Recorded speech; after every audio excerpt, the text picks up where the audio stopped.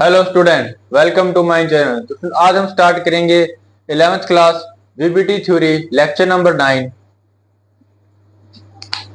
तो हैशटैग लिखते हैं VBT. VBT means valence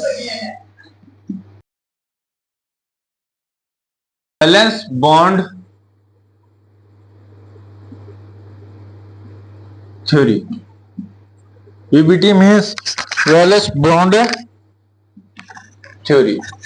valence bond theory means हमें बताती है जो कि हमारे पास जितने भी वैलेंस इलेक्ट्रॉन होंगे उतने ही हमारे पास क्या है, बॉन्ड बनेंगे। मींस वैलेंस बॉन्ड थ्योरी हमें अप्रोच कराती है कोवलेंट बॉन्ड की तरफ। कि वैलेंस बॉन्ड थ्योरी की बताती है कि हमें कोवलेंट बॉन्ड कैसे फॉर्म होंगे। जैसे हमने पहले डिस्कस कर लिया है सिग्मा और पाई बॉन्ड। तो उन्हीं की तरह उन्हीं की जो बॉन्डिंग एक्सप्लेन करने के लिए जो थ्योरी दी गई है वो है हमारे पास वीबीटी थ्योरी। तो वीबीटी थ्योरी करने से पहले इसे कुछ इंपॉर्टेंट पोस्टुलेट हम कर लेते हैं। अगर कोई दो एटम आपस में कंबाइन करते हैं तो क्या उनकी आइडेंटिटी सेम रहेगी, वो कंबाइन कैसे करेंगे और उनके बीच में बॉन्ड कौन कौन सी टाइप के बनेंगे। तो पहले लिखते हैं first postulate.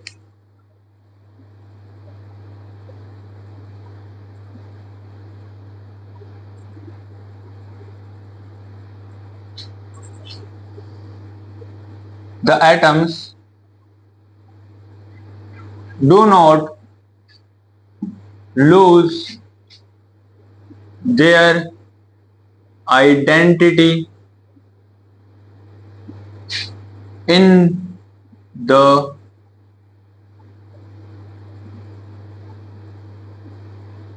formation of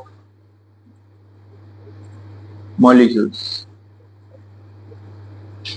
means अगर बात करते हैं जैसे हाइड्रोजन प्लस ऑक्सीजन को कंबाइन कराते हैं तो हमारे पास क्या बनता है, H2O। अब H2O हमारे पास एक मॉलिक्यूल है।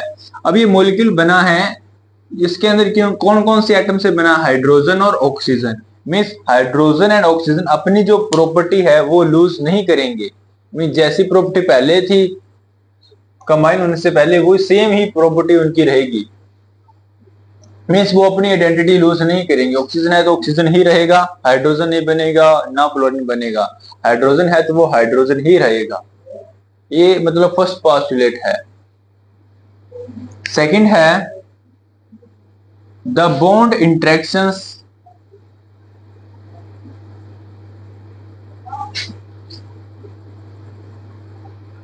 between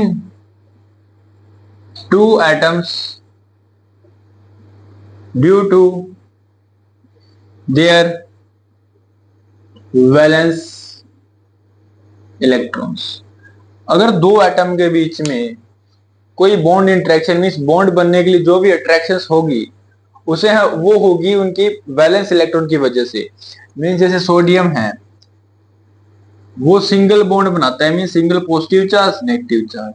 हाइड्रोजन है वो सिंगल बॉन्ड बनाता है क्लोरीन के साथ। अब जैसे हमारे पास ऑक्सीजन है वो डबल बॉन्ड बनाता है, जैसे सल्फर के साथ हो गया, या डबल बॉन्ड बनाता है कार्बन के साथ हो गया। मींस जो इनकी बॉन्ड की इंटरेक्शन है कितने कौन सी टाइप के बॉन्ड बनेंगे कितने बनेंगे वो डिपेंड करता है उनके वैलेंस इलेक्ट्रॉन्स पर। ये था second postulate of Esper theory. Student अभी बात करते हैं थर्ड पोस्टुलेट की, जो है कि एनर्जी क्राइटेरिया बताता है कोई भी दो एटम के बीच में अगर बॉन्ड बनता है वो कब स्ट्रॉन्ग बनेगा और कब वीक बनेगा। अब अगर दो एटम के बीच में बॉन्ड अगर स्ट्रॉन्ग बनता है या वीक बनता है, अगर बात करें energy release during the formation of bond is small. अगर एनर्जी रिलीज अगर कोई भी दो एटम की जो बॉन्ड फॉर्म होता है अगर एनर्जी कम रिलीज होती है मीन स्मॉल होती है तो हमारे पास वीक बॉन्ड बनेगा, मतलब वीक इंटरेक्शन है दो एटम के बीच में। अब अगर बात करें if energy release is large, अगर एनर्जी बहुत ज्यादा लार्ज अमाउंट में रिलीज होती है अगर दो एटम कंबाइन करते हैं मीन्स उन दोनों के बीच में स्ट्रॉन्ग बॉन्ड बनेगा। ये था हमारे पास third postulate of VBT theory. Next हम बात करते हैं हाइब्रिडाइजेशन क्या होती है और उसके बेसिस पे क्वेश्चंस। नेक्स्ट कंसेप्ट है हमारे पास हाइब्रिडाइजेशन वीबीटी थ्योरी के अंदर। तो हम बात करते हैं हाइब्रिडाइजेशन और इसके डिफरेंट टाइप्स के बारे में। तो पहले बात करते हैं डेफिनेशन ऑफ हाइब्रिडाइजेशन।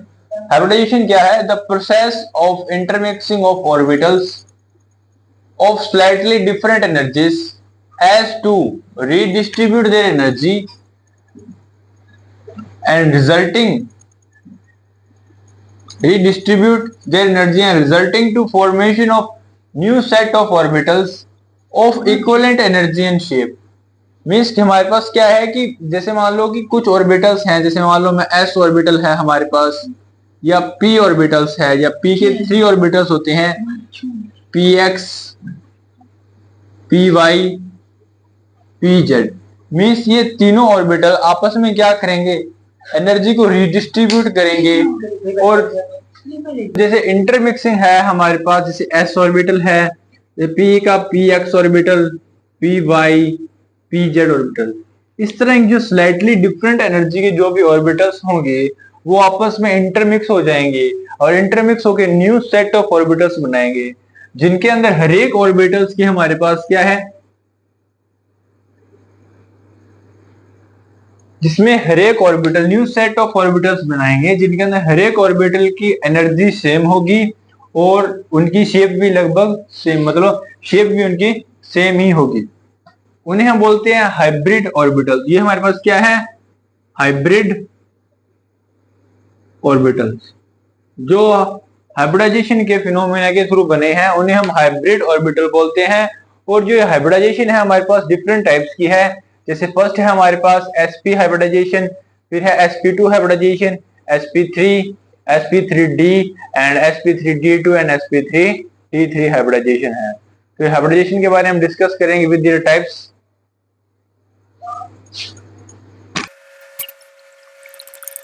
अभी हम बात करते हैं the types of hybridisation.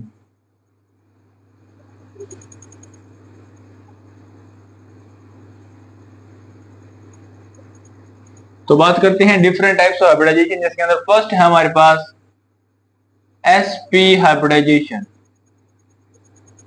sp hybridisation में क्या होता है स्टूडेंट्स, कि हमारे पास s ऑर्बिटल होता है और सेकंड हमारे पास एक p ऑर्बिटल होता है। अब p का हम कौन सा ऑर्बिटल लेते हैं, pz ऑर्बिटल।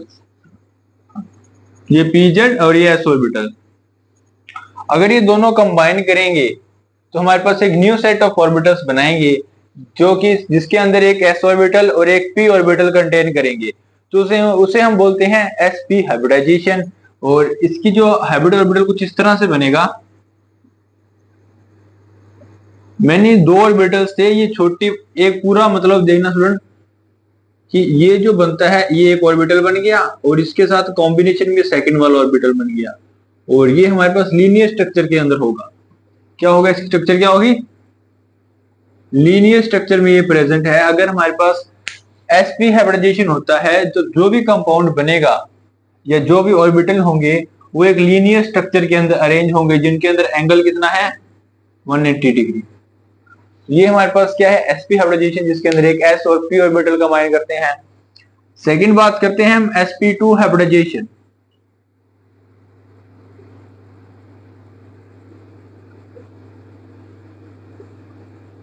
इसमें pz है क्योंकि हेड टू हेड ओवरलैपिंग होती है s और pz के अंदर। अभी sp2 हाइब्रिडाइजेशन में हमारे पास एक s ऑर्बिटल है प्लस हम एक px ले लेते हैं ऑर्बिटल्स, और सेकंड हमारे पास क्या है, थर्ड हमारे पास pz ऑर्बिटल है। अगर इन तीनों को कंबाइन करते हैं तो ये तीनों ऑर्बिटल आपस में इंटरमिक्स होंगे, न्यू सेट ऑफ एनर्जी के एक ऑर्बिटल बनाएंगे जो उन्हें हम हाइब्रिड ऑर्बिटल बोलते हैं। तो वो कुछ इस तरह से अरेंज होते हैं आपस में कि ताकि उन बीच में मिनिमम रिपल्शन हो, और वो एक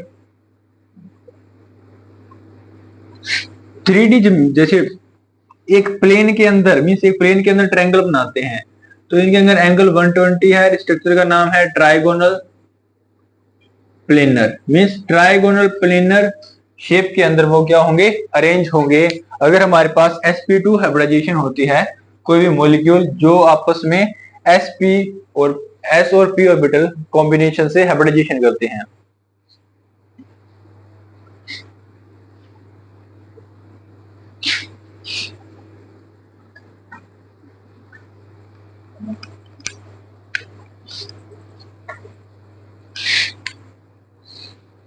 थर्ड टाइप है स्टूडेंट हमारे पास sp3 हाइब्रिडाइजेशन। तो sp3 हाइब्रिडाइजेशन में क्या होता है कि हमारे पास एक तो s का ऑर्बिटल है, बाकी तीनों हमारे पास p के ऑर्बिटल्स हैं। चलो px होगा एक हमारे पास, एक py और प्लस एक हमारे पास pz ऑर्बिटल होगा। अगर तीनों आपस में इंटरमिक्स होते हैं तो न्यू सेट ऑफ ऑर्बिटल्स बनाएंगे जिनकी स्ट्रक्चर कुछ इस तरह से होगी और वो आपस में 3D के अंदर अरेंज होंगे और इस स्ट्रक्चर को हम बोलते हैं टेट्राहेड्रल। इसके अंदर एंगल हमारे पास 109.5 डिग्री होता है। तो अगर 4 ऑर्बिटल्स हैं जिनके अंदर 3 p के ऑर्बिटल और एक s ऑर्बिटल है तो वो आपस में हाइब्रिडाइज होंगे और एक न्यू सेट ऑफ ऑर्बिटल्स बनाएंगे जिनकी इक्विवेलेंट एनर्जी और परफेक्ट शेप भी होगी। ये हमारे पास थी sp3 हाइब्रिडाइजेशन। अभी बात करते हैं sp3d hybridisation. Next type of hybridisation है हमारे पास sp3d हाइब्रिडाइजेशन। अब sp3d हाइब्रिडाइजेशन में क्या होता है, हमारे पास 5 डिफरेंट टाइप्स के ऑर्बिटल होंगे जिसके अंदर 3z² भी होगा। अगर उनकी हम रिलेटिव अरेंजमेंट करते हैं तो वो कुछ इस तरह से अरेंज होंगे जिसके अंदर 3 ऑर्बिटल्स हमारे प्लेन के अंदर, एक orbital above the plane and second orbital हमारे पास बिलो द प्लेन। तो इसे हम बोलते हैं ट्राइगोनल बाइपिरामिडल ज्योमेट्री, जो कि हम वेस्पर थ्योरी में भी कर चुके हैं। और इनके अंदर एक एंगल 90 और प्लेन के अंदर एंगल 120 प्रेजेंट होगा। ये है हमारे पास sp3d हाइब्रिडाइजेशन। नेक्स्ट है हमारे पास sp3d2 हाइब्रिडाइजेशन, जिसके अंदर हमारे पास 6 टोटल ऑर्बिटल्स होंगे और अगर उनको हम रीडिस्ट्रीब्यूट उनकी एनर्जी को करें और एक न्यू सेट ऑफ ऑर्बिटल बनाएं जो कि कुछ ऑक्टाहेड्रली अरेंज होंगे जिसमें हर एक एंगल हमारे पास 90 डिग्री का होगा। वो भी हम वेस्पर थ्योरी में कर चुके हैं। और उसके बाद हमने डिस्कस करना है कि हम कोई भी मॉलिक्यूल है उनकी हाइब्रिडाइजेशन कैसे फाइंड करेंगे और फाइंड करने की ट्रिक क्या है। और हमारे पास जो थ्योरी मार्क्स क्वेश्चन आता है केमिकल बॉन्डिंग में से, उसे हम अटेम्प्ट कैसे करें, जो कि 5 मार्क्स का है, बहुत ज्यादा वेटेज रखता है ये क्वेश्चन। और जैसे मीथेन की हाइब्रिडाइजेशन है, PCl5 SF6 की हाइब्रिडाइजेशन है, जो कि हम नेक्स्ट लेक्चर में डिस्कस करेंगे। अगर ये लेक्चर अच्छा लगा हो तो वीडियो को शेयर करें एंड चैनल को सब्सक्राइब करें। Thanks, have a nice day.